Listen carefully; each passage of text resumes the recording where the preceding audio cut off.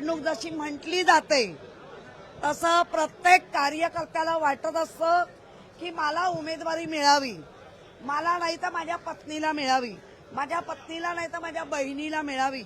हे स्वाभाविक आहे, कारण कोणी ना कोणी त्या कुटुंबाचं त्या ह्याच्यामध्ये पक्षामध्ये वावर असतो. पण शेवटी उद्धवजी ठरवणार आहे.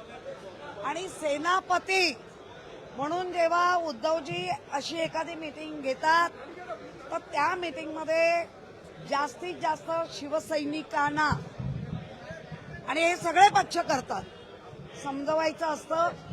काही ठिकाणी व्यवस्थित नेटकं वाटप होतं, काही ठिकाणी राग रुसवे असूनही पुन्हा दिलजमाई होते आणि ती सीट निवडून येते. त्यामुळे हे इलेक्शनच्या आधीचं सगळं स्वाभाविक आहे.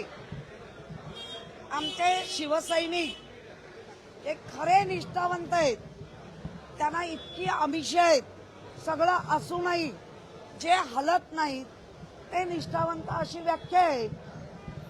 आणि त्या व्याख्येमध्ये आपण आज पाहिलं, आता उद्या किंवा परवा काय होईल तर आपण ती वाट बघितली पाहिजे. आणि त्या वाट बघण्यामध्ये सगळ्याच पक्षांमध्ये गडबड आहे. म्हणजे शिवसेना तर फार अशी खरवडवून काढू असं म्हणणारी लोक पण आता उद्धव बाळासाहेब ठाकरेंना नाही म्हटलं, सतत त्यांची दखल घेत आहेत. सतत दखल घेणं म्हणजे मनामध्ये भीती असणं. त्यामुळे आम्ही वाट बघू कोण काय. नाही, माझा नेहमी आनंदी असतो चेहरा. नाही, गोपाळ खाडे माझा बघा, त्याच्याशी माझं आहे ना घरगुती नातं आहे. म्हणजे तो लहान असल्यापासून मी त्याला पाहते. आणि कधीतरी बहीण भाऊ, वहिनी भाऊजय भांडत नाहीत का, ह्याचा अर्थ काय गडबड आहे का? नाही. आणि मला आनंद आहे की खरवडून काढू पक्ष प्रयत्न केला.